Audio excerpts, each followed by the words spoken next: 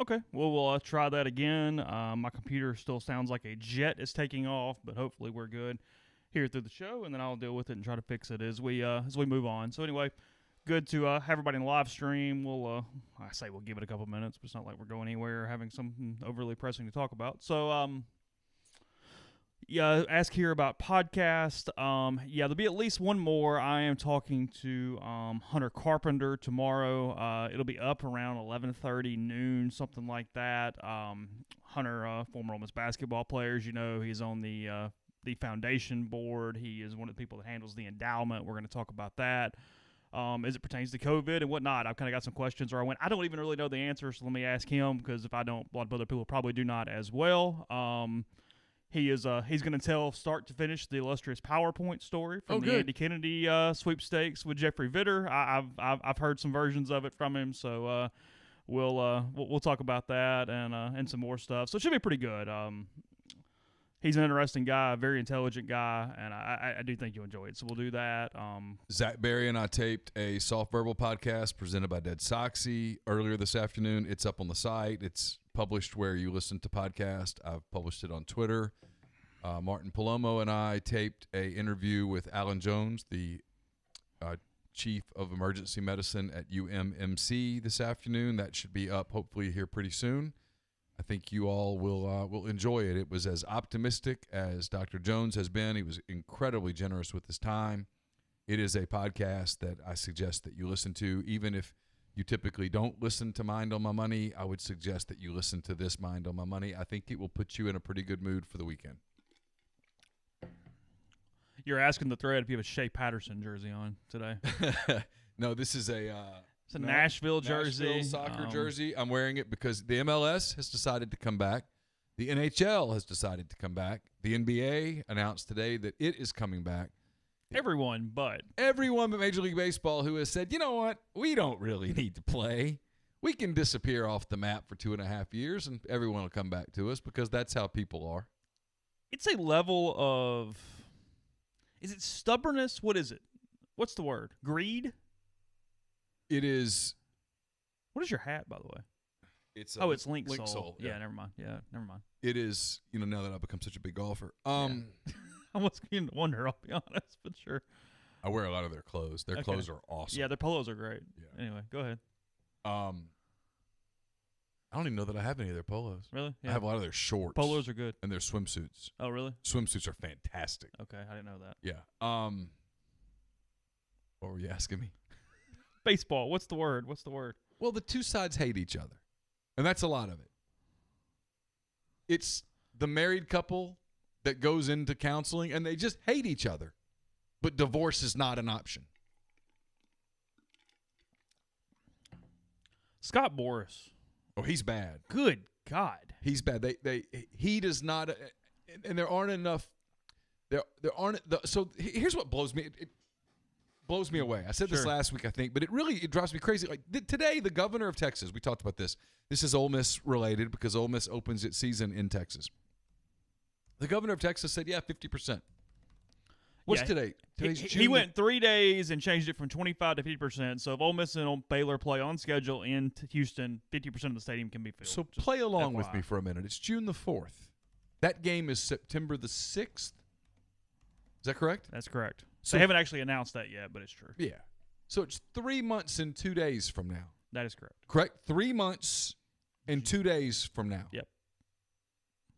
3 months and 2 days. So if already 94 days-ish. So does it stand to reason that a month from now in Texas, the governor might say, hey, you know what, 75%? Sure. So they're hung up on what it's going to cost for games with no crowds. But you're going to have fans. Just work a deal out. The owners are like, well, we're going to do a 50. This drives me crazy. The owners are like, we're going to do a 50-game schedule because we're worried about a second wave. There's like no evidence of a second wave. There's no indication that a second wave is coming. And that if one does come, that it's going to be anything resembling what the first wave was, which was, won't trigger anybody, a little overstated. aren't many nursing home patients that go to baseball games. Not typically. So the owners are like 50 games. The players are like, no, that's not enough money. So the players are like, we want to play 115 games. And the owners are like, that's too long. So why not, I'm just thinking out loud, meet in the middle, which is where they always talked about from the beginning, make it an 82-game schedule, prorate where the players get one half of what they normally would make. If you made $8 million on your contract, you'll get $4 million to play this half season. The owners get all their TV money at the end of the playoffs and all that stuff. You're going to get fans in, at which point maybe you can do some sort of a revenue share. And don't blow this opportunity. They've already blown the opportunity. Quite frankly, right now, they could be the only show in town, and everyone would be watching baseball. As it stands, they still have an opportunity because the NBA, for whatever reason, is waiting until July 31st. Good grief. They have an opportunity to be the only show in the month of July. But to do that, man, they got to hustle. They could have been the only game in town and gotten not just like TV money or anything, but like public consciousness that they haven't gotten, and they've struggled, and the thing that they've needed more than anything. I mean, I'm not going to do it now because we've done it so many times, but nobody knows who the hell any of these baseball players are. They could have been on TV every night where everybody goes, hey, there's sports on, Mariners, A's, sure. Of course. Sounds great. Of course. I'll watch it and I'll pick a team. Pick an AL team and an NL team. And so you realize it's a half season. You realize it's not a legitimate season, if you will, certainly by Major League Baseball standards. You mic up the players and you let fans get to know these players. And you make some new fans. And you would absolutely make some new fans. You absolutely would. Look no further than the Korean Baseball Organization, where people in America are actually getting up at 4:30 in the morning to watch. I'm not, but there are people who are getting up at 4:30 in the morning to watch their new favorite team, the Cebu whatever or whoever. There are people that miss sports so much for their mental health that they're getting up an hour and a half early to watch a Korean baseball game. That's happening. So it stands to reason they'd get up to watch the Brewers and Cardinals. Because they wouldn't even have to get up. It'd be on at 7. Play the game in St. Louis with the half crowd. That's all that's there anyway. This was pointed in the stream. I hear you. The NBA playoffs are going against football? Mm-hmm.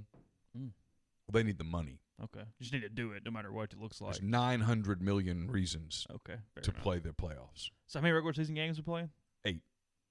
Current standings, count and move forward? Yeah. Okay. Yeah. Is the schedule the same?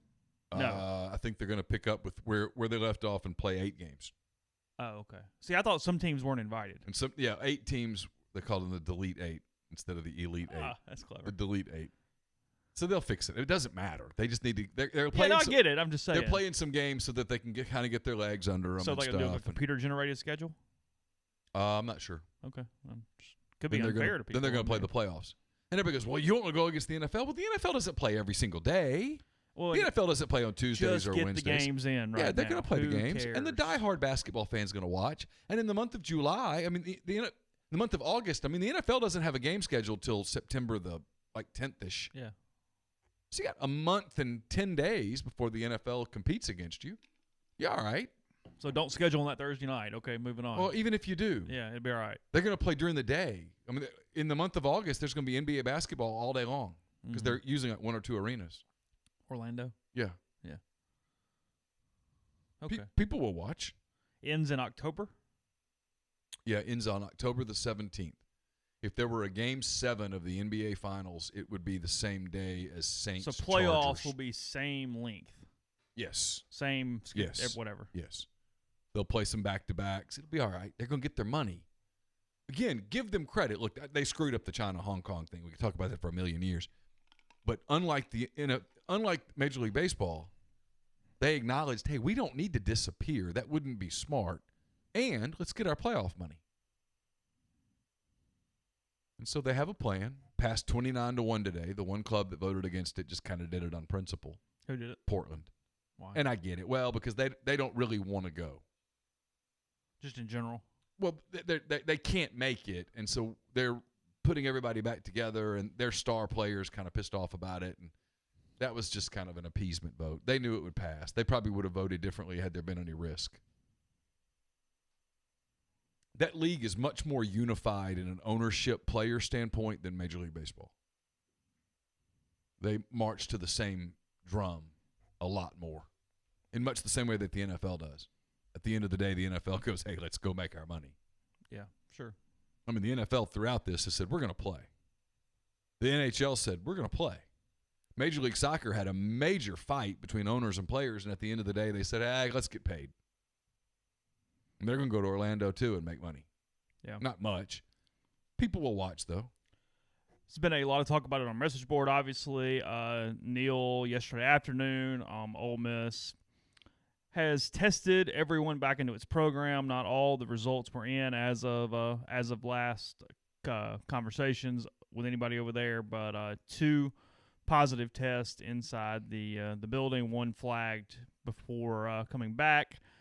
All those in quarantine. As Neal put on Twitter a good bit, a lot of schools are kind of mirroring the same thing here. This was expected. You were not going to test this many people across the conferences and across the country and have 0 positive tests. Almost all the positive tests, to the best of our knowledge, nationally have been pretty asymptomatic for the players and people in that age range. And nobody's panicking, which is the number one thing that is impressive. The number one goal in this, as to the best of my knowledge, everything is moving forward. They've got plans in place. They're doing quarantines. They're doing contact tracing. They're doing everything they can to minimize this as much as possible, and everybody's just kind of staying full systems go, which we were told for a while. And it wasn't that I had disbelief, but it is kind of nice, Neal, when you actually see it in action and see that there's not panic, because there's a little difference there. I did this on Twitter today when I saw some of the national people trying to turn this into the end of the world. Somebody did that? A few. The normal, your standard ones, yeah. The normal candidates. I don't even understand their point. Like I try to think about it like from an objective standpoint and think what is it that they're shooting for, and I can't come up with an answer. Are they? Because they're not rooting against the sport. No, they just. I think it's just ideology to the point of. Yeah. Anyway, almost mental illness, frankly. Yeah. It's. So Arkansas State had 7 positives. Alabama had 5 positives. Saw that. Ole Miss had 2/3 of all their tests back, and they had 2 positives. Mm-hmm. One being a staff member. Yeah. Those are great numbers. That's less than the national average. Far less. And great numbers considering that you're not just testing people who might have it or testing essential workers. You're testing everybody, and you only still got that number. That's good. So someone's in the thread asking. So the staff member is going to quarantine at home. Yeah. The student athlete, I presume to be football, but I've not confirmed that. And frankly, I'm not going to bother at this point. It's June. And it's asymptomatic. There's plenty of time. They've got a Ole Miss. Give credit to the SEC here for a minute. Give credit to all the SEC institutions. Positive for the actual virus, by the way. Yeah. Go ahead. Yeah, they don't have the antibody test back. But they quarantined the player in a place for 14 days. He or she will be quarantined, and food and stuff is provided. They're going to be all right. They're asymptomatic. They're probably just going to be bored out of their freaking mind. And then in 14 days they'll test them again, and if they're negative, they'll get to go start their stuff. This was why it was so imperative to get people back in June slowly, methodically, with a plan. No meathead stuff. And from all indications, everybody's being smart right now. And people are getting their baseline test. Missouri was testing everybody today. Everybody's getting their baseline test. They'll start workouts next week. They'll do it carefully. I think all the strength coaches around the league are going to take this seriously because they know that they're going to be judged on it. And the goal is to get to July where you're healthy and you can have some OTAs at that point, and then get to August where you can have a traditional camp and then play the football in September. But getting a few positive tests was expected. There was statistically, it was almost impossible that you were going to test 200 people and have no positives. It wasn't possible. I mean, statistically, it wasn't going to happen. That's why when it happened in the English Premier League, it was like, whoa, really? How about that? I mean, they tested 1,300 people and got no positives. I mean, wow.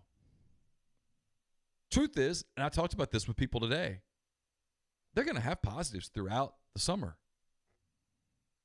if they keep testing. Like the NBA is going to test every day in Orlando. Every day? Every single day. Are they doing that thing every day? I don't know. Players are going to get sick of that. Oh. They're going to test every day. They're going to have positives. Someone's going to get it. They're all asymptomatic. And they'll have to go isolate them for a week. And it's probably going to impact the playoff series. The way I understand it, though, and correct me if I'm wrong, in the SEC, and maybe it's a little different school by school, but I think in the SEC, once this initial test is done, you only test again if there are symptoms, correct? Do I have that right? I think so. Okay. Yeah. And the odds of these players having symptoms? It's pretty low. It's almost non-existent. Anecdotally, it seems very low. Yeah. I mean, So they're going to tell them, hey, if you get a headache, come talk to us. They're going to check their temperature, I think, every day. Okay. I think they're going to have to. Is that still indicative of anything? It that can still be. Okay. 75% of people who have the virus have a fever. Okay. Because your body's fighting the infection. Yeah. Sure. So it's a low-grade fever. And with an athlete, it would be a really low-grade fever. And so I guess if you took a temperature and it was 99.8, you'd say, hey, let's go ask you some questions. Have you done this? Do you feel this? Do you feel this? Do you feel this? And then maybe you take a test. I don't know. It's going to be all right. Yeah. Because look, I mean, just again, kind of keeping it real a little bit, it's not very likely the player is going to go to him and go, hey, I'm feeling a little weird today. Got to be pretty serious. Yeah, unless he's really feeling That's weird. my point. Right. Yeah. And so, they're going to be careful. They're going to fans don't want to hear what I'm about to say. This is coming from a lot of people around the league. Everybody wants to win. This year, what is most important for every one of these programs, money into play, is to finish the season. Yeah. So put it on the books. Play the season, get the check. Play the season, get the check. Fans don't like that. They're begging these, and so far, from every indication, everybody's kind of behaving. Don't worry right now about competitive advantage. Please, for the love of God. Let's not have one of these deals where, it's July the 10th, and we have 27 positive cases. And we've got to shut the program down for 2 weeks, which jeopardizes the start of the season.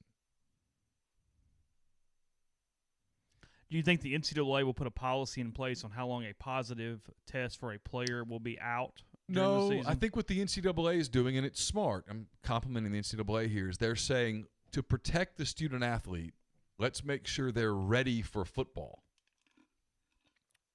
And to do that, let's make sure we have, is it 10 OTA days, 15 OTA days, whatever it is. No, I mean during season. You think there will be a mandate on how long they can't play or practice during season if they're positive? I think it'll be they have to sit out until they're not positive. Okay. That's a week. If it's 2 weeks, till they're not positive. Okay. And scientifically, you don't need a positive spreader on the field in a football game. It would spread the virus. Sure. Yeah. And now you have referees on the field. You do have other people that you do have to think about the human beings on the field beyond, oh, shit, we're going to lose our quarterback here. Again, this is not that season.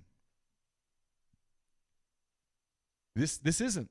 As much as fans can't do that. And I know, just wait till the Cubs play. And I know I'll be guilty too if the Cubs play.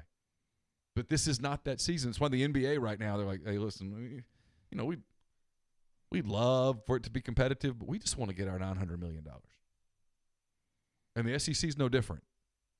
They want to get that TV money. If you're Ole Miss, you need that TV money. You want to play 12 games. You need TV money, and you need at least 50% capacity in your stadium. Yeah. Oh, yeah. You need more than that, but sure. Well, at least then you can convince yourself, hey, that's kind of what it do when we suck. Well, you could say it could have been worse. Yeah, right. Yeah, it could have been worse. You need the season. You don't need a breakout. You've got to have And look, I know people say, hey, by September, this thing won't be existent. If that's the case, awesome. But you can't approach it that way in June. In June, you have to approach it like this is going to be with you the entire season. And you've got to be smart about it.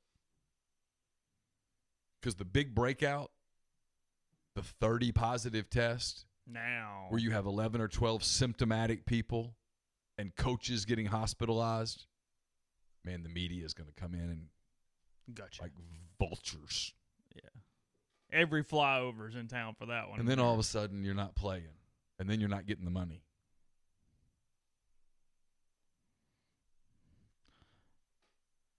Jeff says his wife's at the beach. She's eating not well, obviously, and got to tune in to hand raise, guys. What are you eating and drinking, Jeff, from the live stream as you're hanging out alone as a bachelor for the week, apparently. By the way, I'm told, I'll give credit where it's due. People won't. Zach sent me the text. This is from the Ole Miss Spirit. Ole Miss student athletes and athletic department staff members are set to have a peaceful march for change and unity Saturday morning on campus. Okay. No route is known at this time. Okay. Some Missouris were marching across campus today, yesterday, something like that. Okay. Yesterday. Yeah.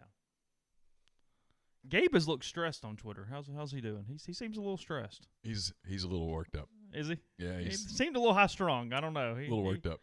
Needs some CBD or something. He was kind of needs a break.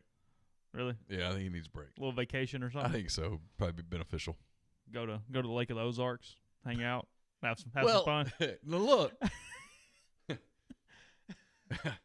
And I know there's still time. Branson, nice this time of year. I know there's still time for the Lake of the Ozarks, come to Jesus moment to happen, but it hadn't happened yet. In fact, the Missouri health officials said as much today. Oh, really? Yeah.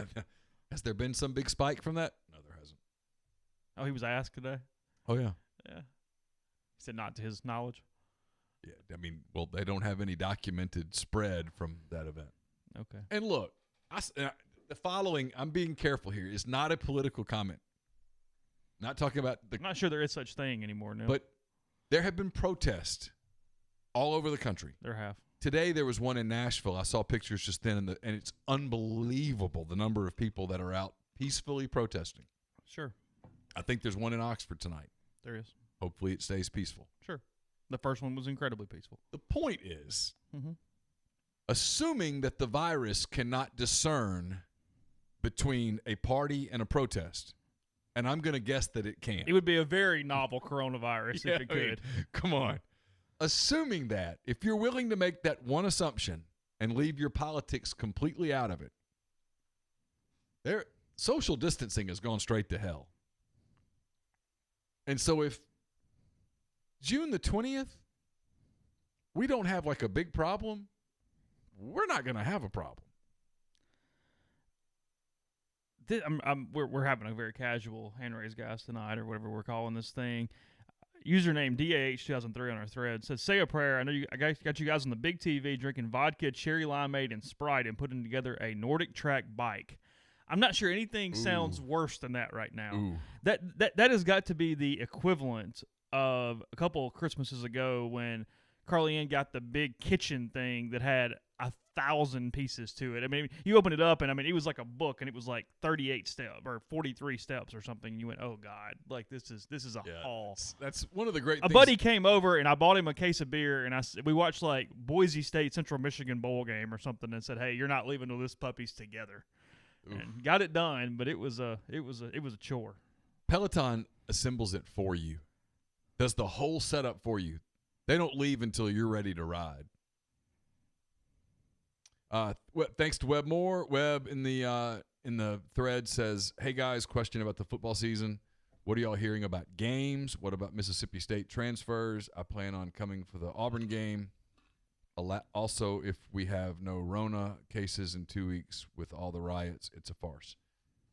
Yeah, agree with the last part. What do I hear about the games? They're going to play them as of now. I think all of the stadiums, all of the schools are putting together different plans. Do you think states will start domino effect following Texas on this 50% thing, or at least to some capacity? Honestly, Yeah. The Republican states will. Okay. I mean, being honest, like I think Michigan's going to go screaming into the night. They're not playing football this year. I mean, it's not to do it until they have to, at which point they will. To finish the answer. CJ says Chase doing a Peloton ride for charity toward a chance. That'd be funny. Sure, whatever. But they're putting together a plan for 25%, a plan for 50%, a plan for it wide open.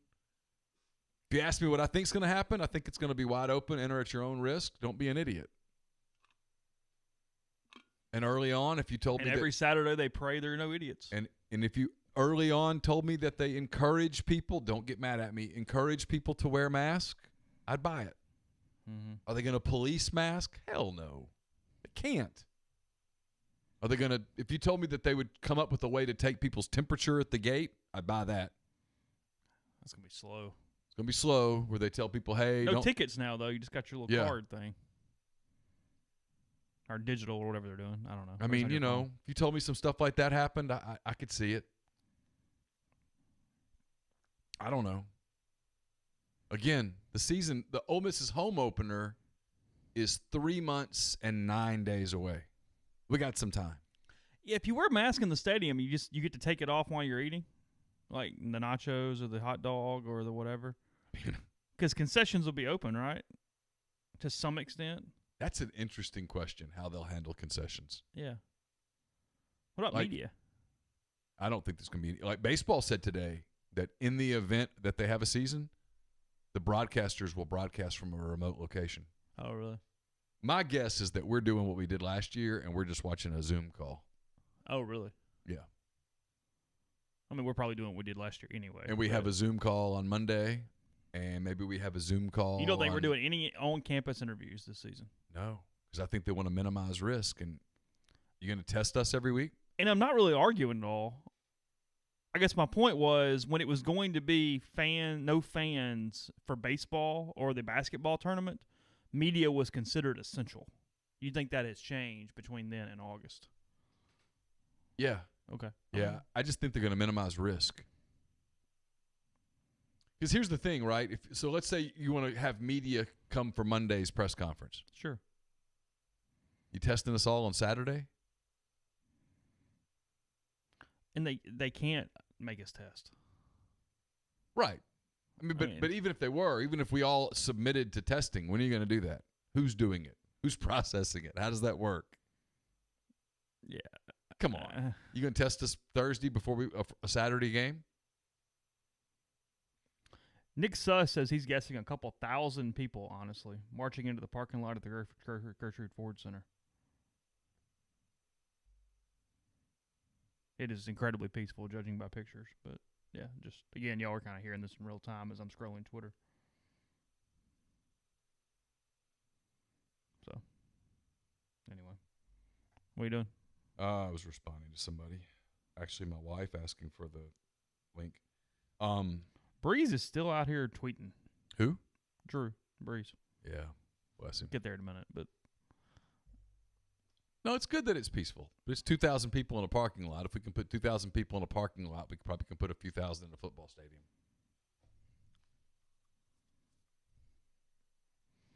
Frankly, and if Kermit Davis is watching, he's about to hit me. The basketball attendance is probably more at risk from a virus standpoint than football attendance. it's inside. Because it's inside. Yeah, sure. Now I think by November it's going to be all right. I do. I think people are going to be asked to have some common sense. Tough ask. But I think but we're all going to be different, right? Yeah. I mean, I went from 40-something years of biting my fingernails to not biting my fingernails. The habit just went away. Went away. I carry hand sanitizer everywhere I go. Do you? Yeah. I wash my hands religiously. I don't shake hands much anymore. I've done it a couple of times, and when I do it, all I can think about is soap and water. I I went in on Sunday when you were doing the golf thing with Braden. When you were looking for your ball in that grass right there on number 12, I went to the bathroom and washed my hands because I had shaken. Where was the bathroom? Because I held it for 15 holes. Did you really? Yeah. No.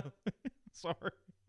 I had to pee on the third hole. It's right there in the corridor between 5, 6, 12, and 13. There's a little building, right? Oh, wish someone had told me. When you were trying to hit the ball through the bushes, when we had Braden hit the ball through the bushes, the bathroom was like literally 10 feet to your right. Oh, I would have killed for that moment. Really? Oh, yeah.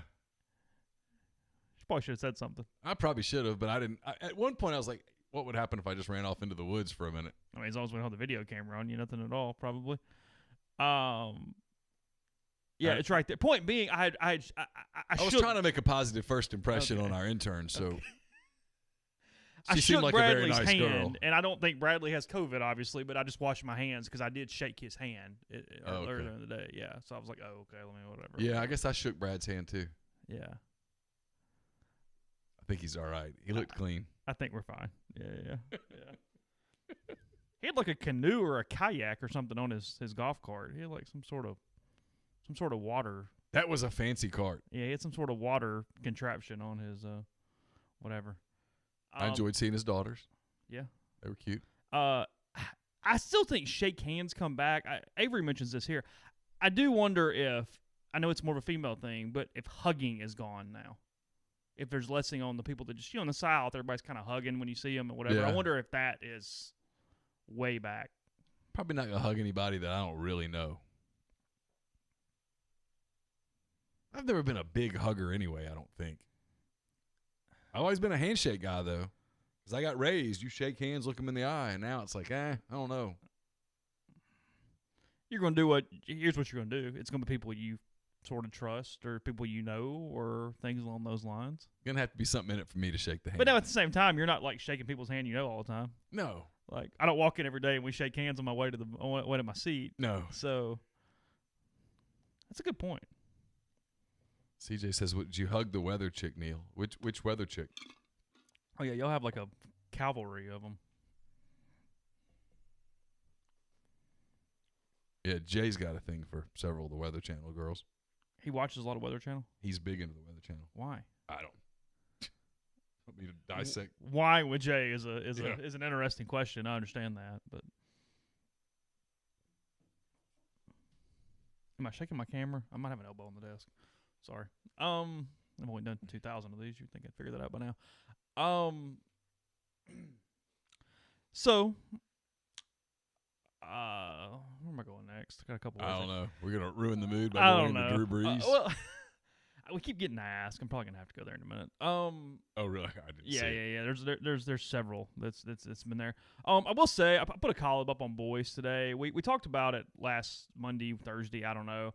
And the more I've talked about it, I've talked to some other people as well. I do think that as much as a statement can do, it has helped his capital. I think Sure. those statements, and I kind of wrote this today. You can find it at rebelgrove.com. A lot of them are just kind of words. There's not much there. It's a lot of groupthink. Not saying it doesn't. It's better than nothing, but there's not much substance there. You've seen the difference in who's good at media relations and who sucks. You just throw a black square up for the day. Well, what'd you really do past 280 characters? So, and what he did is he did the multiple things. He empathized, he localized, which is huge, and frankly has done a pretty good job of weaving an incredibly complicated history for Ole Miss. And it's something they've bungled in the past in both directions. Yeah. Yeah, at times you got to look back, got to do some stuff, you got to whatever, and then look toward the freaking future. Yeah. Stop just doing this or stop just doing this. I thought that whether it be him, Bitter got obsessed with the past. Yeah, it becomes paralysis at times where they can't figure out what to do. He would contextualize a Coke bottle.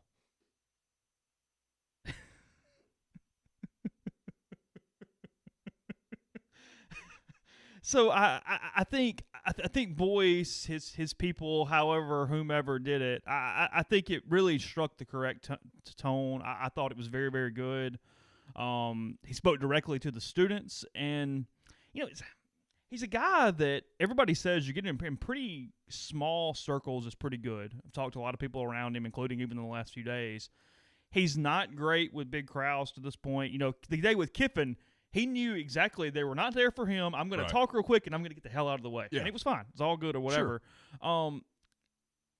Just from the standpoint of public speaking, communication skills, whatever, again, don't compare the two. I'm making a very relative statement. Kind of reminds me of W a little bit, where, you know, I can empathize, I can do certain things, but I'm going to have some fumbles and I'm going to do some weird stuff if you have me really do a lot of big-time public speaking or whatever. But you got to know where I'm standing, know where my heart is, you know, that kind of thing, and we're going to get through it all right. So I think that's been a positive, and, you know. The more you were around, the more you watched W, unless you were a hardcore other way, you liked him as a guy. Yeah, that's what I'm saying. Like, you're not going, hey, he's the best speaker in the history of the world. Oh, no. But that's all right. We'll get through it. You came away thinking he's a good dude, cares about people. Yeah. So, look, Chancellor, like anything else, is a school board business. I was talking to somebody today. He said, look, most schools, you don't even know who the freaking chancellor is, frankly. I mean, that's not a high-profile position necessarily to the average fan. Right. You're supposed to raise money. Mm-hmm. You are supposed to be a voice in times of crisis or in whatever. Yeah. And then you're supposed to kind of just set a tone for the university. Mm-hmm. Other than that, you kind of get out of the way. The provost handles a lot of the academics. Sure. Your athletic director's handling your athletics. It's a very straight line thing. And then you get credit or you get demerits depending on things that are frankly out of your control in some ways. You know, I mean, Bitter didn't necessarily we didn't do any of the NCAA probation thing, but they lost money and whatever. That's on him. They lost enrollment. Now, look, he let the recruiting go to hell in a handbasket. Yes. But the other stuff, it just kind of happened. Whereas Boyce got done the STEM, or at least they found funding for the STEM building. They got Tom Duff and his brother Jim to do $26 million toward that. That's a hell of a gift. That's a school board win, something that had been stalled for a really, really long time. And what's going to be interesting is that, yeah, he has all the problems that were there when he was hired. You've got enrollment. You've got endowment, fundraising that's got to come. You got messaging that has to improve. And then you've got whatever this looks like. Frankly, I don't even really know how to judge him in the next 6 to 9 months because of COVID, because of students not on campus, because of so many different things. There are things, obviously, communication-wise, you don't want to fall behind what other SEC schools are doing or state institutions are doing as far as getting kids back on campus. Sure. But it's become a very relative competition now because my point being, you can't do something where you go, hey, well, you did this or this number is this compared to the last chancellor. Well, there wasn't a pandemic during that. So it becomes, frankly, a competition against your competitors at this point, even more so than maybe it's ever been. Oh, for sure. You got a lot of things to manage. And look, if you, for example, if you end up having to I don't think they will, but if you had to socially distance the Grove, if you had to socially distance luxury suites at football games, you get some pissed off people. You have to change the way you do things. A lot of people don't like change. Well, look, good luck would say it's 25% attendance. Good luck picking that 25%. No, that's why I don't think it's going to happen. Not my job. I've never thought that would happen. I just don't think it's no. But yeah, I mean, I think, look, the process that led to his hiring was a joke. Well, yeah, there's no doubt about that. But he's done a really good job. And I thought the way that he handled, I complimented him the other day about the way that he handled the thing with the IHL on the statue after the protest with the spray paint and stuff. It's got to go. He basically said it's got to get. He reiterated it. We've done everything we can do. It's up to them. And it's got to go. And he said, you guys need to get out of my way. And now he's got to keep pressing. And then he needs to get a fluffy shark. Like the one on, like Mott and Malloy had the barbecue cook-off thing that they released today. I saw that. Like Malloy's fluffy shark with the golf club. Yeah. It's a good logo. Everybody loves that logo. I'm like, yeah, you think? I keep waiting for someone to go, wow. So the golf team got it figured out. So the golf team. So why can't the basketball team have a fluffy shark logo? Why can't? Because that means they're getting rid of Ole Miss, Neil. That means the script's gone. Why can't? Malloy is really the head start of that. Yeah. We talked. Yeah. We had a drink and ate some cheese after he left last Thursday, and I mean that's really what. Well, we're that's doing. why I voted for Mott today, was because Malloy's trying to get rid of the Ole Miss. This is more news more than hey, congratulate Boyce also taking a 15% pay cut during this right now. I know they've done that. It's more of a medical center thing. Dr. Woodward, I know she is. I think the way this was in the Clarion Ledger.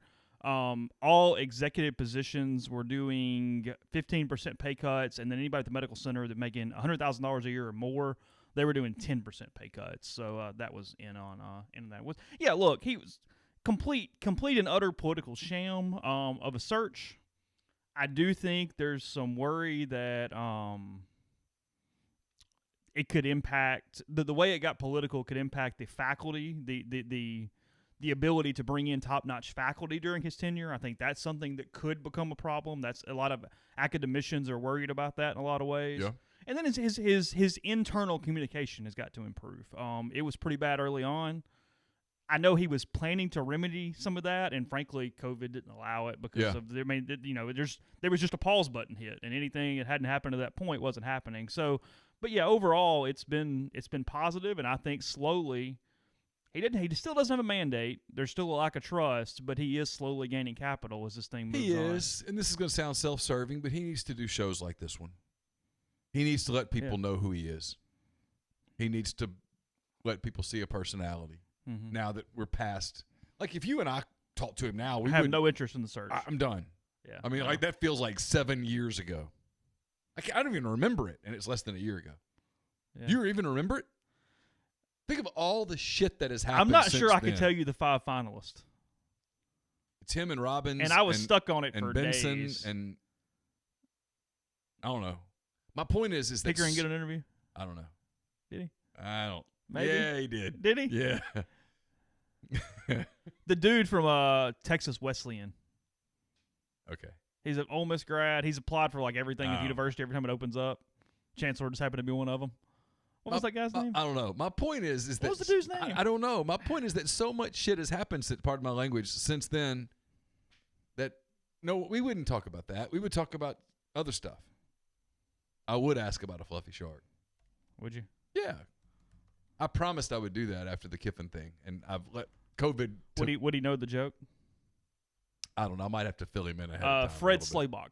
Oh yeah, he's the dude from Texas Wesleyan. Mark's brother. Yeah, sure. I don't know, but he needs to. He needs to be. It's hard to get out there when everybody's socially distanced, but I will say this: what Ole Miss did today, putting out the video, LB's did it too. I guess that's smart. That's really good stuff. They've got another one coming. We know that. Let people know who's who. I mean, those are all really good people. I don't know Coach Yo at all. I've never really met her, but like Kermit's a great dude, and Matt Mott and Chris Malloy are great dudes. Let people know your people. Let people get to. That's PR 101. Let people know your people. It's like Saturday. If they're having a march, it's good frankly, for Lane Kiffin. He needs to be seen with his players and his coaching staff on that campus. It's not his fault that a pandemic hit, but he's been gone for a while. He just got back this week. He needs to be seen. That's just reality. If that upsets people, I don't mean for it to upset people. I joke about my ULM education a lot, but I did do a lot of PR and media relations type stuff, and that is basic corporate communications 101. Norvell Houdini'd his way out of that thing, didn't he? Tenuous, though. You think so? Yeah, I mean, come on. What are you doing lying on the podium? So he sent a form text to his entire team, and then goes, "Hey, talk to everybody individually." No, you didn't. You sent one text, dummy. And they all push back. Well, yeah, one dude putting the FAMU heart colors up on his Twitter was like, "Oh, that's not good." No. Yeah, somebody goes, "Hey, good news out of Tallahassee," and it's like it's green and orange. It's not good news. It's FAMU or Miami. It's interesting times. Now's not the time to tell little lies on social media as a coach. Be real. Yeah, good be point authentic. here. His buyout is a ton. That's why he is safe. Oh, that's very true. Yeah, 100%. Very true. But if you do look up, I mean, you got Norvell doing crazy stuff. He was a finalist. You got Leach over here dealing with whatever is going on in his locker room while he's in Key West. I mean, Lane really is doing nothing but tweeting at the Barstool guys right now. So, I mean, Ole Miss is kind of winning right now from that standpoint. Hey, we're just going to – Lane's like talking about 2021 SEC Championship games with Big Cat. I mean, that's all we're doing. Yeah. So, it's going to be okay. Just it's got to be cool. But you do need to be seen in moments like this. You need to be seen. Like Sam Pittman at Arkansas last night. You and I talked about this earlier. Yeah. And it's been really well received in that state. And every state's different. There was a little criticism because he asked his players, they had a march in Fayetteville or a protest or whatever, and he asked them to not stay until dark, leave before it got dark. Okay. And they did, but he went and he was there with his team, which earned a lot of praise in social media. It earned a lot of praise from media and fans like that, and it looked like unity and felt like unity, and that's important from a pure kind of corporate communication standpoint. And it worked. His team left. Nothing happened. Nobody got in trouble. There was no incident. Everybody felt like they were, won. Sure. Just so I don't forget as much as anything. So, Drew Brees, he's come out with several social media posts in the last, 10 hours since this morning, something like that. I know the team met this morning as well. It was tone deaf for sure. That's A1. There was a column that I linked on the message board this morning from USA Today that I thought was the best portrayal of kind of my thoughts on it. I do not remember the author's name, but it's okay. It'll be all right. I'm mad at myself now because I can't remember it, but it's okay. I agreed with pretty much everything that was in there except there was some Kaepernick stuff in there, and I believe that Kaepernick was trying to be very respectful. I know he had talked to military personnel.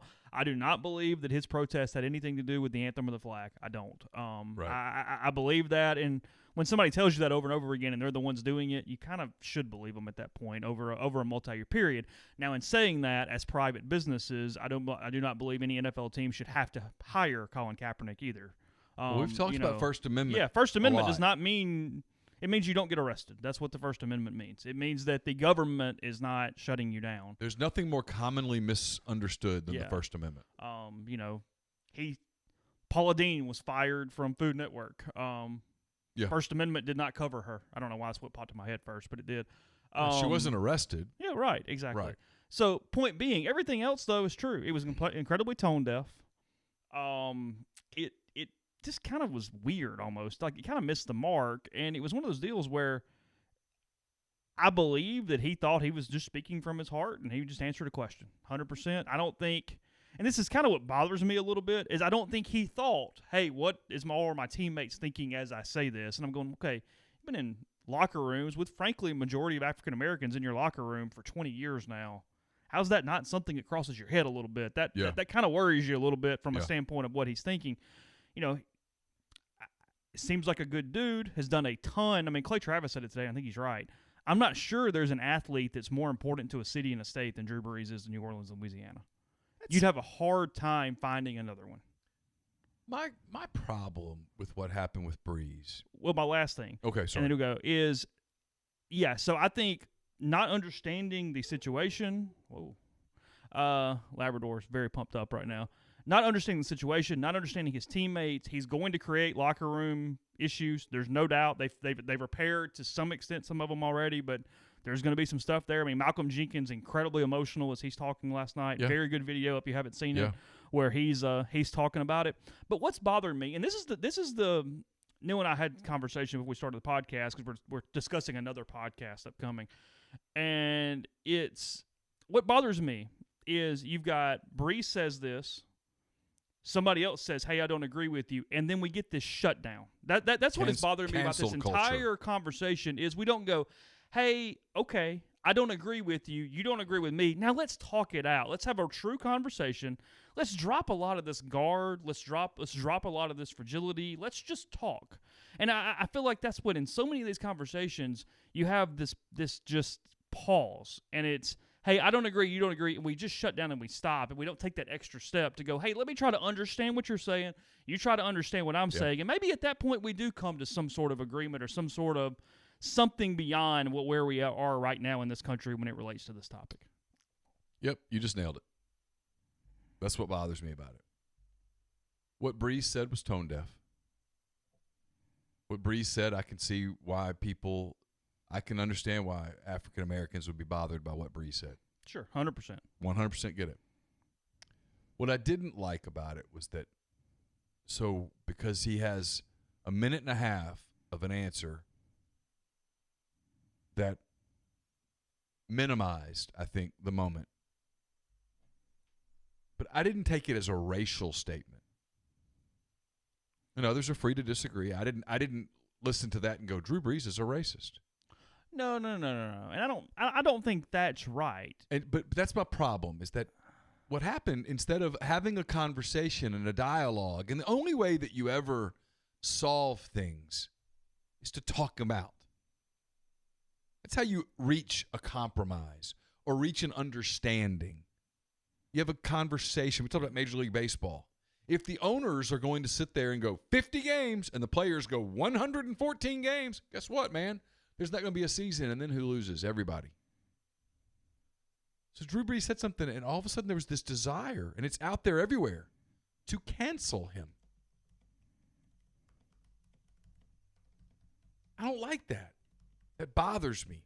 Not because I'm a white guy, but because Drew Brees gave $5 million to COVID relief. Drew Brees has been a really huge part of that community. And New Orleans has a substantial African-American population. There's no evidence in Drew Brees' how long has he been in New Orleans? Since 2006. Okay, so 15 years. There's no evidence in his 15-year career that he's a racist. So he makes a 1.5 minute comment that absolutely was tone deaf, missed the mark, was head scratching, and we want to cancel him. I didn't like that because I don't think that gets us anywhere. And if we make everybody get to a place where we can't have a conversation, well, guess what? Everyone's just going to kind of dig in on their sides, and we're not going to have progress. We're not going to change society, if you will. No one's ever going to let their guard down. I can't remember who I saw say that one of the big things that people can do is let their guard down and listen. Well, hey, if you're worried about getting canceled and having your career ended, I'm not defending Jake Fromm in any shape, form, or fashion.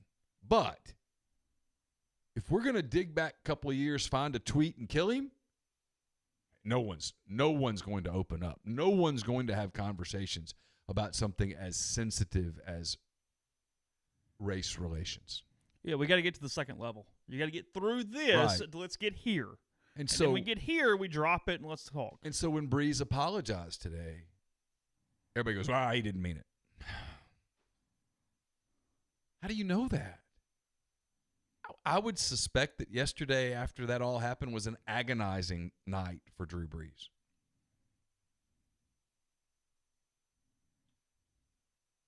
It had to have been. From all indications, he talked to a lot of those people who talked about him. I know he talked to Kamara. Mm-hmm. I think he talked to Armstead. I saw on Twitter today. The receiver, Michael Thomas.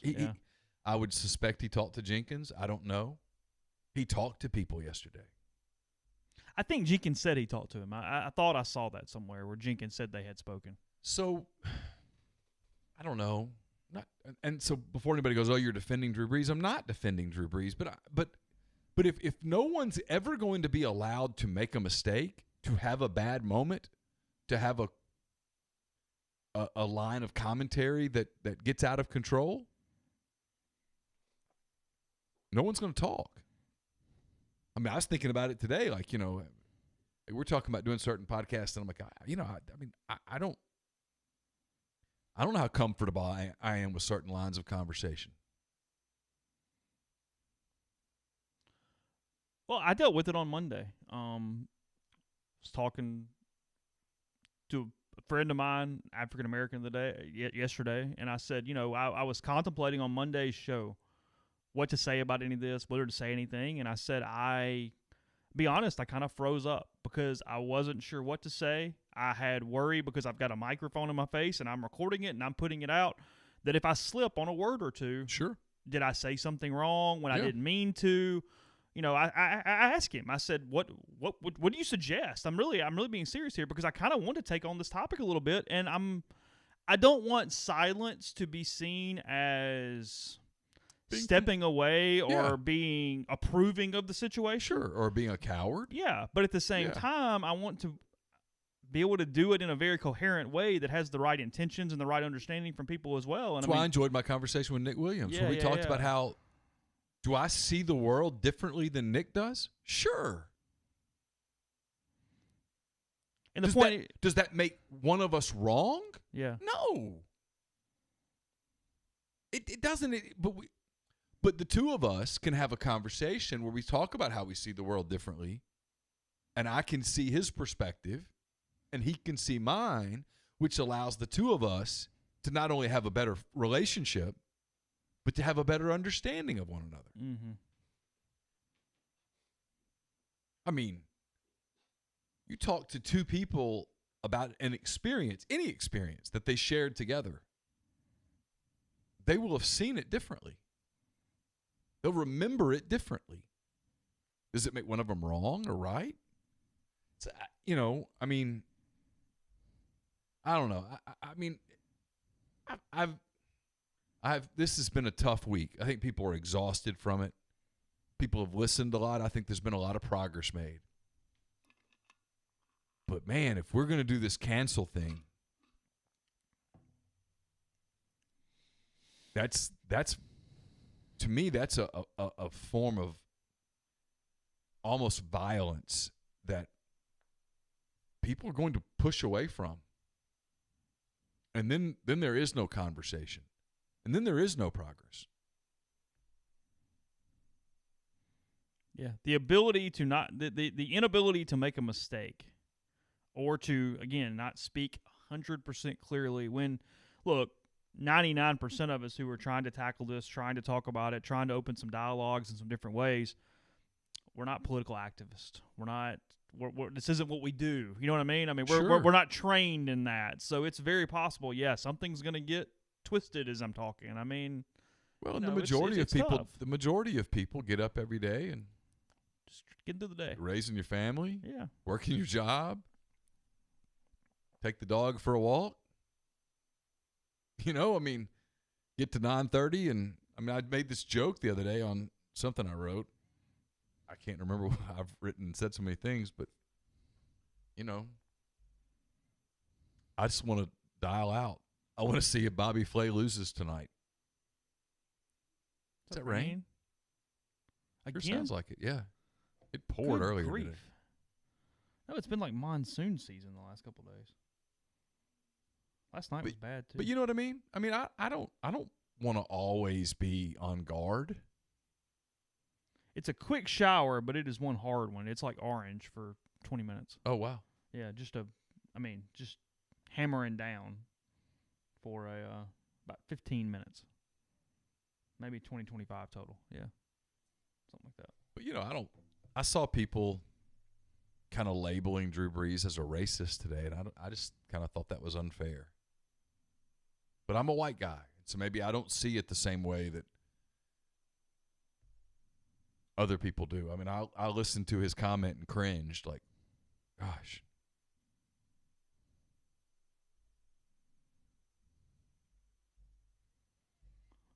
Calls? Anything else? What do you want to do?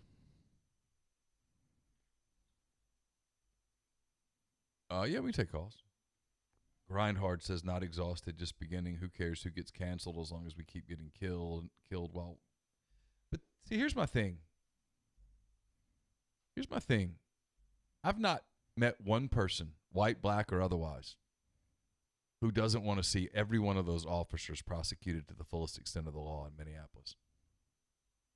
I've not met one person, white, black, or otherwise, who doesn't want to see those rednecks prosecuted to the fullest extent of the law for hunting down Ahmaud Arbery.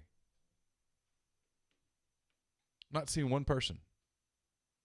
That's where I always come back to it. I'm not sure it's always as much black versus white as it is good versus evil. I don't know one intelligent person who doesn't believe we have a law enforcement issue in our country. I don't know one intelligent person who's unwilling to admit that African Americans are profiled in a way that whites are not by law enforcement. Mm-hmm. I don't know one person. I don't know one intelligent person who would argue that. Are there people out there that would? Of course. But then you're painting with too broad of a brush. Are all whites racist? Of course not.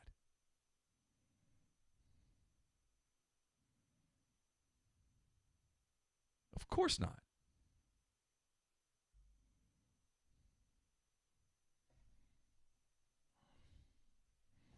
I think we're set up now. Wait a second. I missed Bubba's call a couple times. So. While you're doing that, let me tell you, our friends at Blue Delta are very pleased to announce that Blue Delta's studio is open Monday through Saturday from 10 to 6. If you have jeans to pick up or if you're ready to get measured for your own Blue Delta jeans, don't hesitate to drop by or reach out to Blue Delta to schedule an appointment. And while you're in, don't forget to check out Blue Delta's new line of Georgia milled duck canvas fabrics. Strong and durable, these are the ultimate made-to-last pants. It's info at BlueDeltaJeans.com. On social media at Blue Delta Jeans. Whichever way is easiest for you, give the Blue Delta Jeans team a shout, and they'll be glad to see you. I would say somebody's asking when the hats will be available. I'm gonna guess about 2.5 weeks. The person that did our logos sent me an updated color to try to darken the powder blue on the white hats a little bit because the whites were kind of the powder blue on the white hat was kind of fluorescent almost. Okay. So we're fixing that a little bit. That's the. I want one of those hats. You like those hats? Yeah, I don't want a visor though. You might could pull off a visor. No. You don't think so? Like Matt Nagy tries to do that, the Bears coach, and it's just so it really doesn't work. It's such a bad look. Like not even a little bit. It doesn't make sense. I mean, you're not.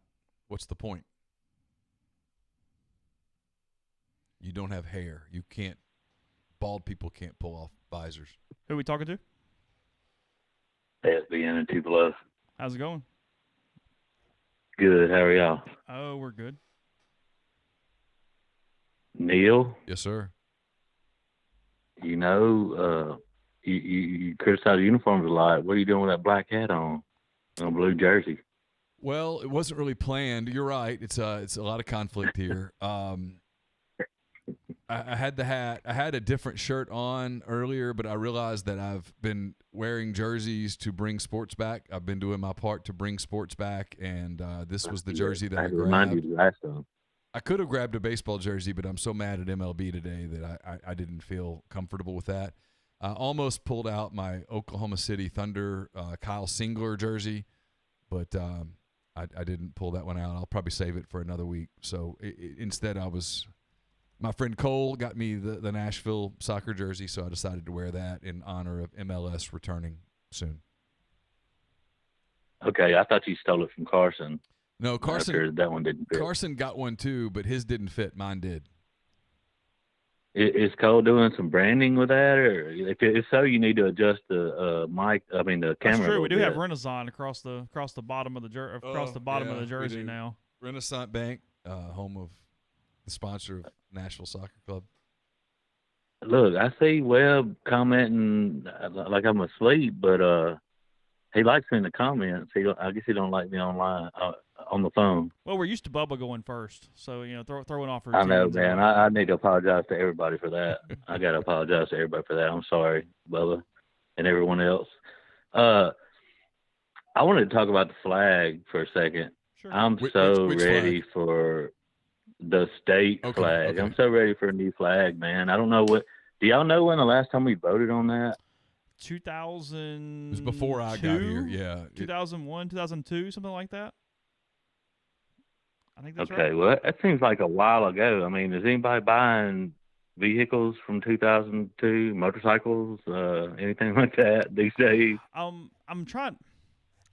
Our message board had a thread up the other day where I think 94% said change the flag. Is that what So the final vote Yeah, I was? think it was somewhere around 94%. That was good. And what's amazing to me is that there's a ready-made flag. Is it Stennis? The Stennis flag that's ready-made that you could just throw out and everybody go, that's cool, whatever. You would probably get 80. I'm guessing, and then you could do it. And if people said, you know what, that's not good. I talked to someone today. I was talking to Gant Boone at OUB. Yeah. I said you could put up a blue flag with a big white magnolia blossom or a magnolia tree and just put the word Mississippi on it, and everybody go, that's good. That's cool. Yeah, Next. what it's changed to really does not matter right now at all. Like, sure, Yeah, great, whatever. Look, though, you make a good point. Does anybody since 2000, 2002, and I don't know how to. There's no way to really be politically correct about this necessarily. About 20 years is probably right for a generation that was going to keep that flag to not be voting anymore, if you want to be honest. Like, the longer it goes, the more likely you are to get the votes during a referendum. You're waiting for those people to die off? Essentially, yes. I mean, I don't, you know what I mean? But that's, from a voting populace standpoint, the voting populace in 2002 is much different than the voting populace in 2020.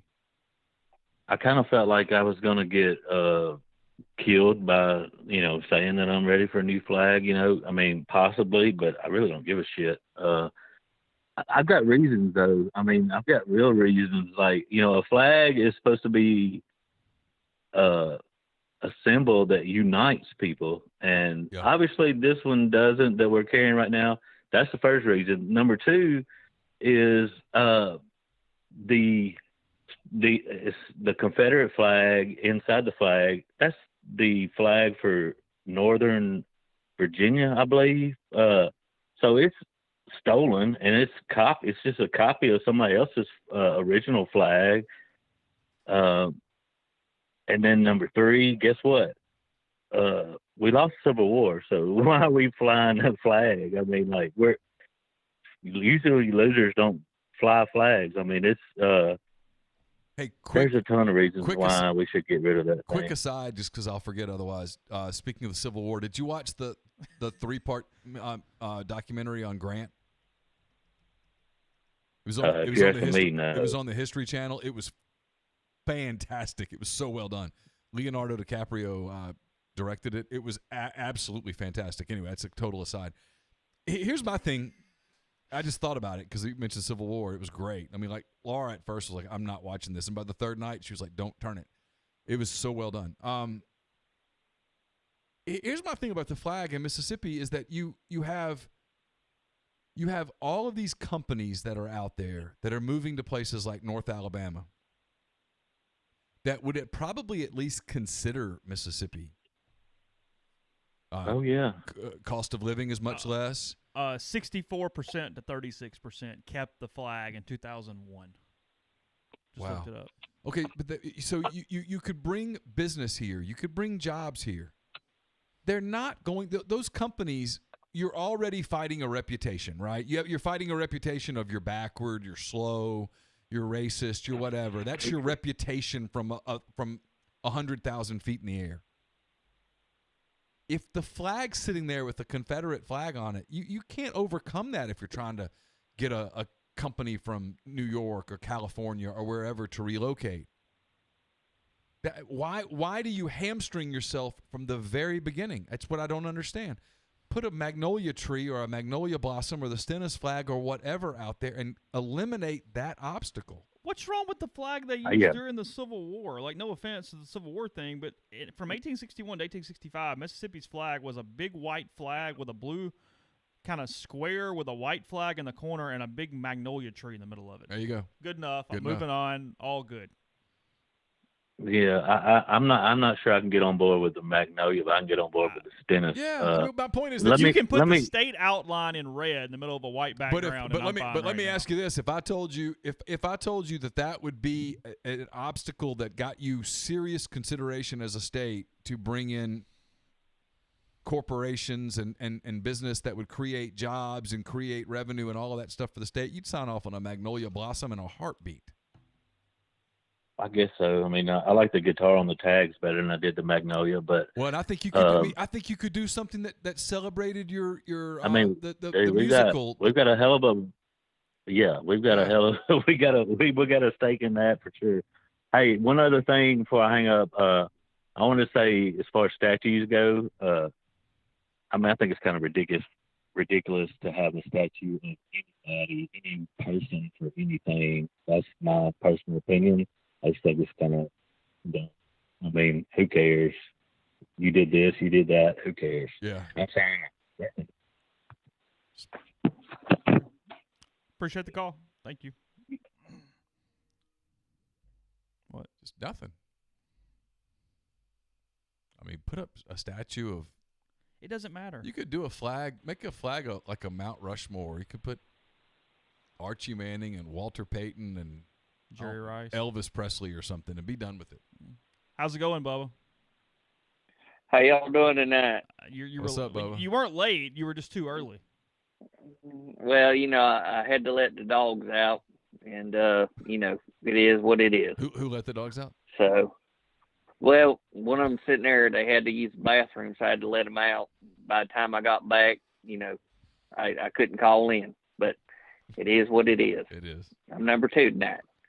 But I had an idea. Once you boys drive up to Walnut, we'll do a Miller Lite taste testing like your wine tasting, or I can come down and I'll bring 3 and 8.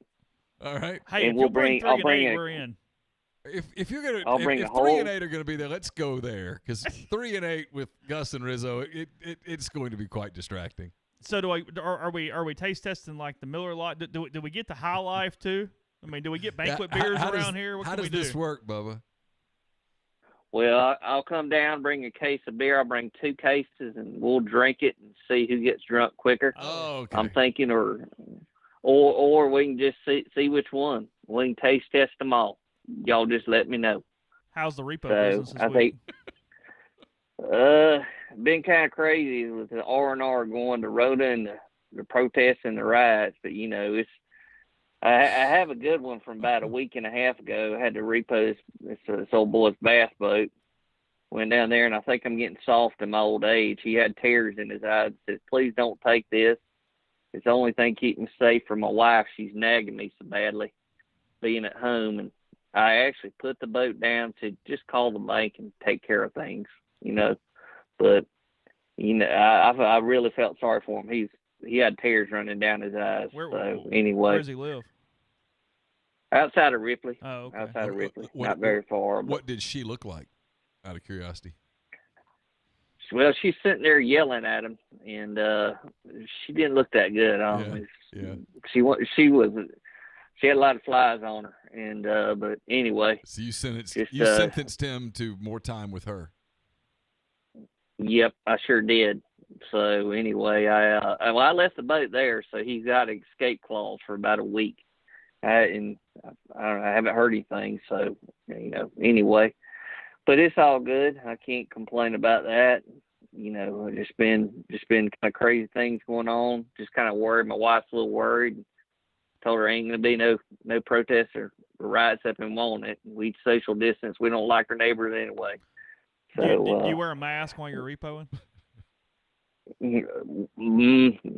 Sometimes, I don't want to scare people. I don't want to get shot anyway. You take your dogs with you? No, they bark too much. Senior's getting a little senile in his old age, and he just sits there and he barks way too much. Junior will come with me sometimes, but I don't know. He has a tendency to run off. So, but Senior used to be really good, but he barks way too much. So anyway, but I got 2 questions tonight, and then I'll let you boys go. One, you think you get Coach Lane to call into the show sometime, and then I don't like our one chances. other one you think Yeah, well, there's always a miracle. That's true. The other is if you could do a live show, are you going to do that this year before the game? And if so, I'll definitely come down. Sounds and good. I hope you guys boys have a good night, and I'll talk to you later. Appreciate it, Bo. Yeah, we can do pregame shows. We could probably pull that off. Yeah. Find a good sponsor. Yeah, wherever we'll go. We have a sponsor. We'll travel. Yeah. It works. It's all right. That's good. That's a good point, Cole. Why did I not get a jersey? It was only Neal and Carson getting jerseys. So no. You've not been on the jersey bandwagon. I haven't been on the jersey bandwagon. I'm trying to answer that call, by the way. It's not really working. I don't know what's going on.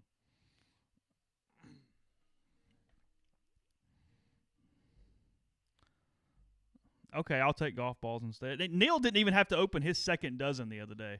That was the best. Yeah. You did play with a couple you found, but I mean, I'm telling you, I only played with one that I found. I didn't play with the Bridgestone. I played with the pink ball till I lost it. Where'd you lose it at? I can't remember. All those holes are the same. Okay, fair enough. How's it going tonight? Good. I got a question for the basketball guy. That would be Mr. McCready. Okay, I'm a Kentucky fan. Could you see in 4 years when Cal gets the head coaching job at Cleveland, Kermit maybe being in the running? At Kentucky? Yeah. I mean, I think right now our short list is the guy at Texas Tech, Chris Beard, Bruce Pearl, and then maybe him or Billy Donovan. Are we on speaker or something? By the way, you're kind of going in and out. I heard Beard and Pearl, and then I didn't know who else you said. Donovan, and then if Kermit gets Ole Miss to the Sweet 16 once, and then maybe the Elite Eight. Yeah. Maybe. Well, I mean, the only because Shaka Smart, I think, is gone. He's off our little short list. So wait, I want to back up a minute. You said Calipari's going to Cleveland? Yeah, I think in 4 years, I think he's going to New York after this year, or eventually. I mean, but we do this every year, and Calipari never leaves. He's kind of like Saban. I mean, he can't go to the NBA and buy whatever team you want the way that he can at Kentucky. I mean, it doesn't work like that. And so we don't buy anyone. Right. So, yeah. Okay, let me ask you this. Yeah. Let me ask you this. Why did Zion go to Duke instead of Kentucky? Because they paid more. Because they buy too. No. Whoa, hold on a second. Hold on. We have a Kentucky basketball fan who thinks it's all legitimate. No offense. You think kids are going to Lexington? I mean, literally, I read an article the other day. Was it Jaylen Brown who was talking about he went to Cal because he actually wanted to take some of the classes at Cal, and he said, if I just wanted to go get paid to play basketball, I would have gone to Kentucky or North Carolina or somewhere. I mean, come on. And hold on. And I don't fault you a bit. If I'm Kentucky and I've got that reputation and all that stuff and all the connections, hell, man, I'm buying the best team I can buy every year too. I mean, that's smart business there. I have absolutely no problem with it whatsoever. Can I ask you a question? Of course. Why haven't we been found in any of these FBI stuff? Because you're pretty good at it. Because you got multiple layers and you're good at it. And then how come in this new documentary the guy didn't say why did he say Kentucky knows what they're doing? They know not to cheat like LSU. Because they don't cheat like LSU. They cheat with layers. They don't have the coach on the phone saying stupid stuff. Calipari has, I guarantee you, has he has the ability to say, I don't really know. Plausible deniability. Plausible deniability. Thank you. No. The NCAA would cut. They want Cal. Of course they want Cal, but they can't get Cal. The NCAA wants Saban, but they can't get him. Come on. Well, you know better than that. Come on. I'm not willing to let you off this hook. You can't tell me that you think all these kids are racing to Lexington to spend a year watching the horses. Okay. I mean, come on. Give me a break. I love Lexington. It's a great place, but give me a break. I'll give you the Zion, but Oh, who's the guy that went to Memphis and got in trouble? Derrick Rose? No. Last year. Oh, gosh, what's his name? Wiseman. James Wiseman. You don't think Kentucky could pay more than Memphis? No, because Memphis was tied into it way too early. They were moving him and buying his house and stuff. They had their hooks in him from high school. I mean, like way early on. Would you rather live it? They could do it. And then there was another transfer that we missed out on. That just went to BYU. The kid guy from Purdue, the kid from Matt Purdue. Harm. Yeah, that deal Matt Harm. That deal might have some other connection to it. I don't know. I mean, I'm not. I will give you. I'll give you the Tyler Hero we paid for. I'll give you that one, but well, I don't of course you did. Like all these other programs did. Oh, you don't think y'all paid Anthony Davis? You think he went there just for fun, kicks and giggles? Come on. Stop. All right, so you're asking who's the next coach at Kentucky going to be? Billy Donovan's in his 50s. He just turned 55. I don't know that Billy Donovan is the guy. Kermit's 60. By the time he went to a Sweet 16 and Elite 8, he'd be in his – I mean, Kermit probably – So probably not. He'd probably hit me. So probably not. You're not hiring Bruce Pearl at Kentucky. Frank Martin? You're not hiring Frank Martin at Kentucky. Chris Beard makes a lot of sense, but it's probably some – But that's boring basketball. It's not boring basketball. They just went to the finals. But look how he plays. He's a lot like Tony Bennett. That's boring basketball. It doesn't matter if you get the players Kentucky gets. Come on, stop. I mean, boring. How many times do you stay up and watch UVA and say this is fun? UVA? I don't ever think that's particularly fun, but that style works for Yeah, them. that's why Tony Bennett wouldn't work here. Yeah. You get old men like that. You get the old boosters, they get bored quick. You get the sweater vest in the lower deck at Rock, they lose their mind with that. You could hire Penny.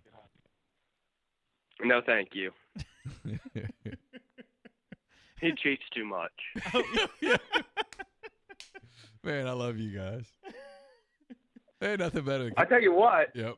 I tell you what. Last year, if we would have played Duke in the national championship, Zion would have gotten his. What do you mean, Zion? We would have killed Duke in the national championship. Yeah, well, you didn't get there. Neither did they. So. Yeah, they choked. They choked.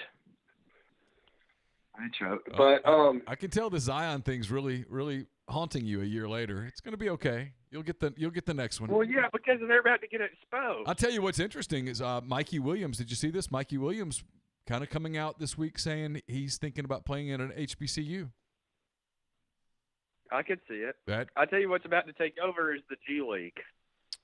The G League's a real thing, and they're putting those teams in some interesting markets, and that's I mean, in all seriousness, if a young African American player wants to really make a social statement right now, a kid like Mikey Williams, going to a place like was it Norfolk State? I forgot some of the others. Or was it SC State? It might have been SC State. Yeah, it might have been. I mean, going to a place like that would absolutely make a statement, especially if he had coattails, and especially if especially if like Nike or Adidas got involved. Not that shoe contracts people would get involved with players, but if something like that happened and made it a big story at a HBCU, that would absolutely get a lot of headlines, and it would be quite popular right now. And so I think something like that is actually something really to watch. We'll see. And then another question. What do you think about Kentucky contending for the East this year in football? I mean, I think that's funny. No. We can go beat Auburn at Auburn. Well, yeah, but is Auburn in the East? Georgia's the issue. Yeah, no, that's our West crossover. Georgia and Florida are kind of going to be problems for you. Well, we go down to Florida with a limited crowd. We beat them 2 years ago down there with a full crowd. Okay. To be honest with you, I haven't given it a hell of a lot of thought. I will say this. I will say this. If Kentucky gets in position to win the East, I will be so on board. Chase will be too. We will cheer for the Wildcats hard. Well, 2 years ago we were. Yeah. 2 years ago we played Georgia for the East title Yeah. in Lexington. Yep. What was that score? You know, How'd that go? Georgia was cheating. Yeah, exactly. Well, hey, you are correct. Yes. Yes. Hey, congratulations. You're catching on. It's almost like the good teams have more players. It's unbelievable how that works. Hey, thanks for the call. Appreciate it. Yep. Enjoyed it. Oh, that was fun. Georgia's cheating. Well, yes. Yeah. True.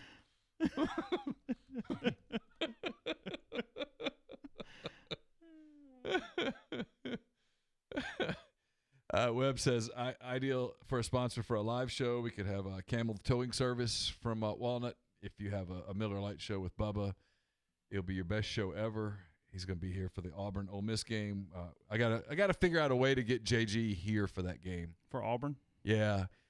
Maybe get JG to come the night before and then in time to get back to Auburn so he can do his show. Oh. Jay's post-game show makes serious money. Yeah. He's doing well on Saturday nights. He's doing, yeah. Yeah. Yeah, I saw the number last week. Did I you know. see it? Yeah, you sent it to me. Yeah. How's it going? Who's on the line? Hey guys, Marv, South Georgia. Oh, hey, what's Hey, up? Marv. What's going on, guys? How are y'all? We're good. Lovely. Good, man. The Kentucky fan, he was higher than a giraffe's butt crack, wasn't he? A little bit. I mean, I do love the job that Stoops has done. That we got that as a legitimate question. That was funny. That was good. I was impressed with that. So, sticking with the East, I don't see it publicized very much. Did y'all see what Eli Drinkwitz did with the Mizzou players at the end of his march? No. What do you do? What do you do? So they took the team, and I'm sure other athletes and students were there as well. But they looped around the courthouse, and like 60 of the players got registered to vote. Oh, is that right? Yeah, so that's just, and they interviewed him, and most of them said, I didn't even know how to register to vote. I've never registered.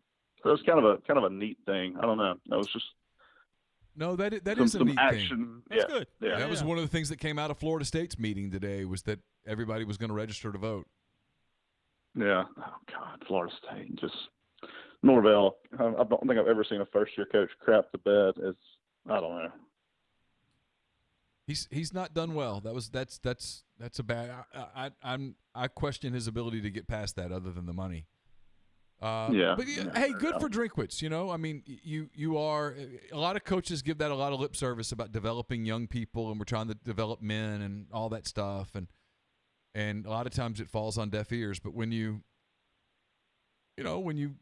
get guys to understand that they have I don't know, some would call it a civic duty, but certainly a civic opportunity to vote. It's one of our rights that no one's stopping you from going to go take advantage of that right if you're a citizen.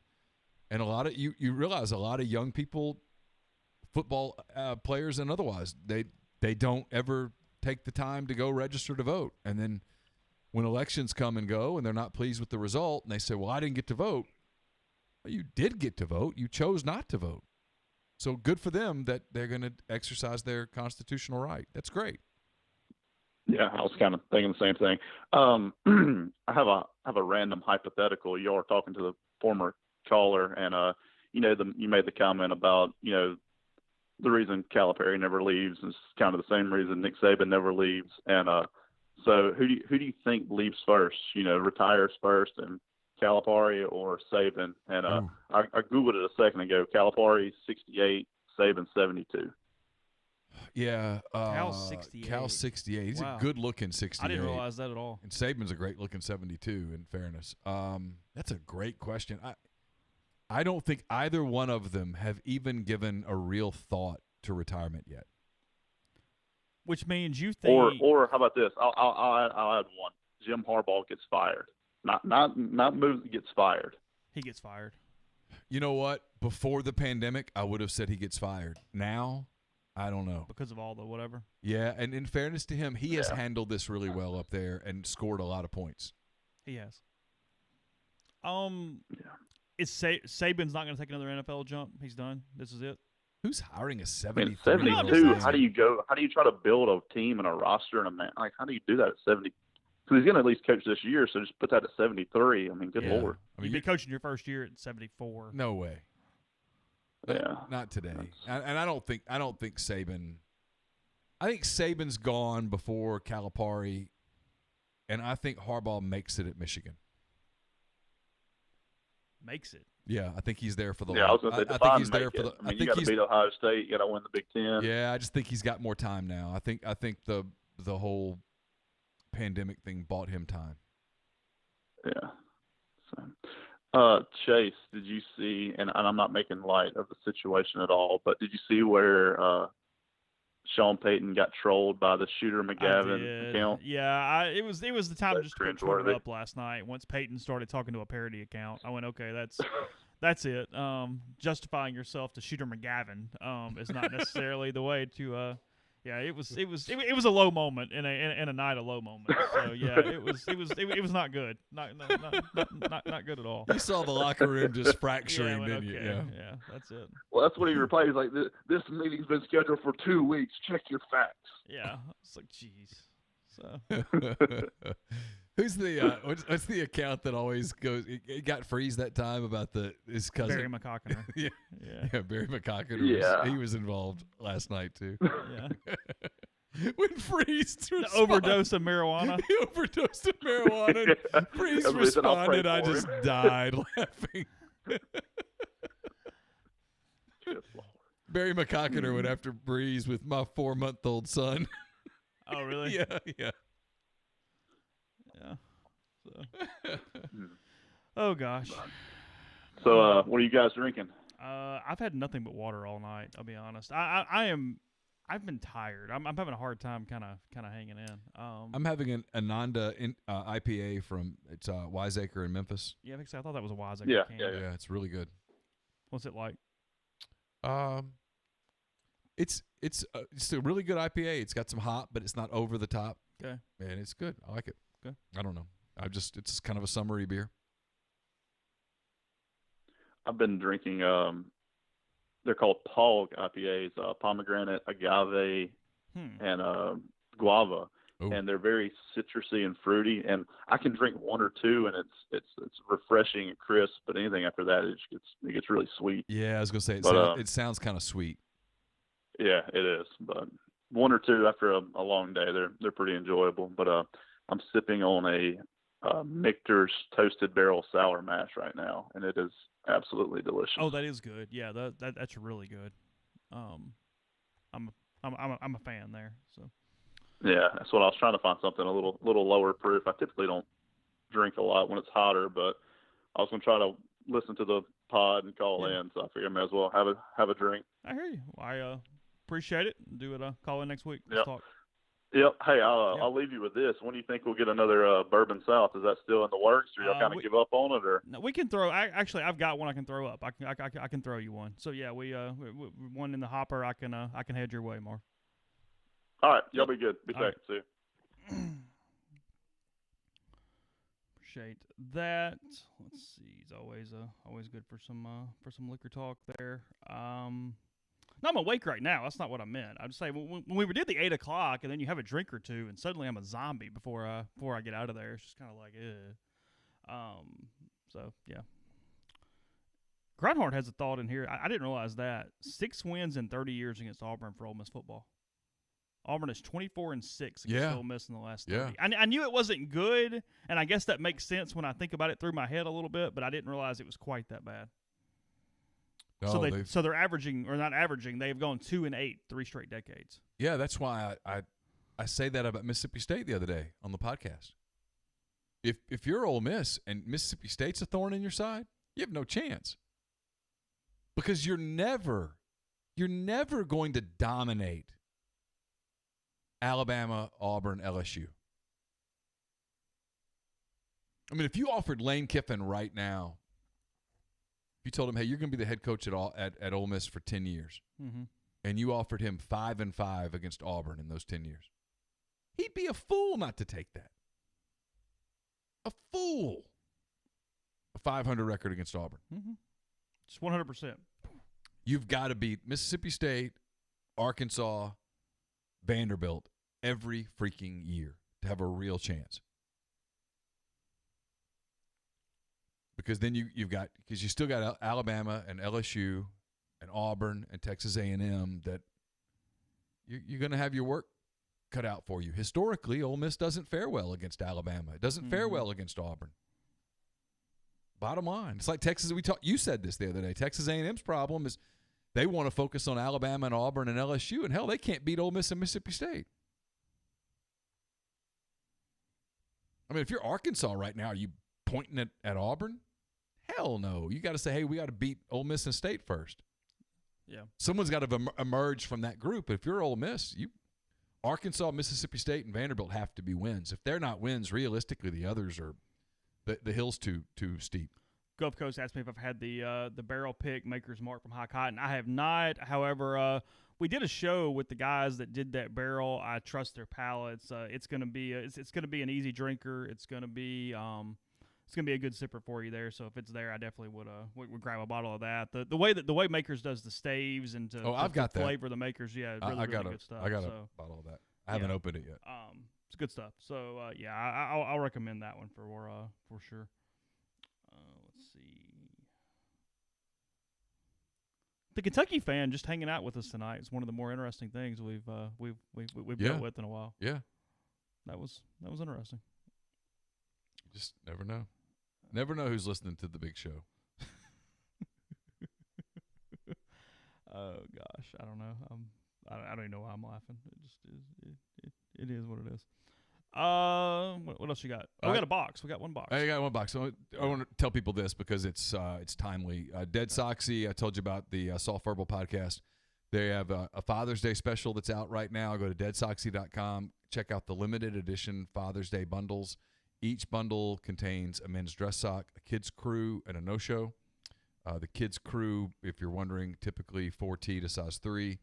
So don't miss this exciting opportunity to celebrate Father's Day in style. Secure one of the limited quantity bundles today. It's deadsoxy.com. As always, stay soxy. You want me to open a box? Yeah, I want you to open a box. Only have the one box. That's fine. This is from my good friend Frank Nicaro. Oh, yeah. Coach Nuke. Yep. You need something? I don't know. Let's see.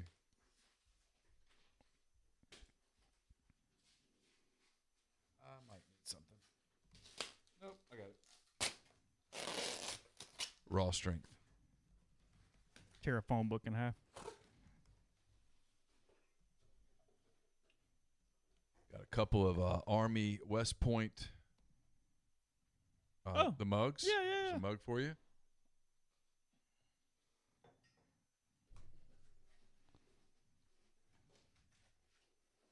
Let's see. There's a note. Okay. I'll read the note. Neil, the Army replica jersey, Army Navy game shirt is for you. Chase gets the Army West Point athletic shirt. Okay. And both of you get the only New York team to finish the season in first place. Oh. The XFL Guardians. How about that? There you go. And 2 Army Sprint football drinking cups for you guys to enjoy your beverages. Frank, as always, he says, beat Navy. I cheer for Army just because of Frank. Every year.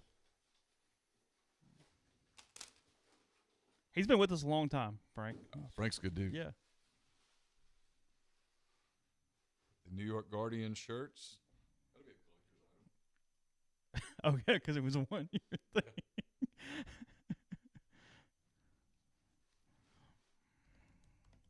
Here you go.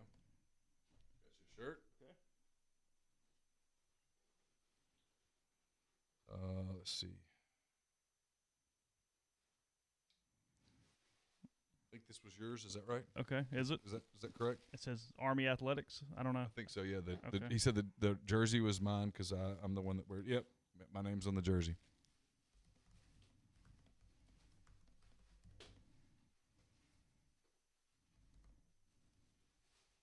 Oh yeah.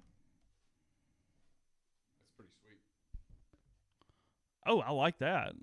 That's good. That's good.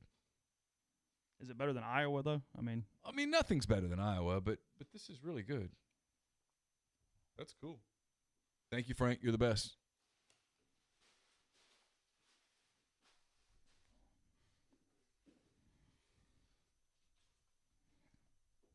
What do we got? I don't know. We I'm just hanging out. We're taking another call. I mean, I don't have a call. We don't have a call? No, I Okay. don't currently have a call, so I don't know what you mean to do. No, it's okay. I don't know.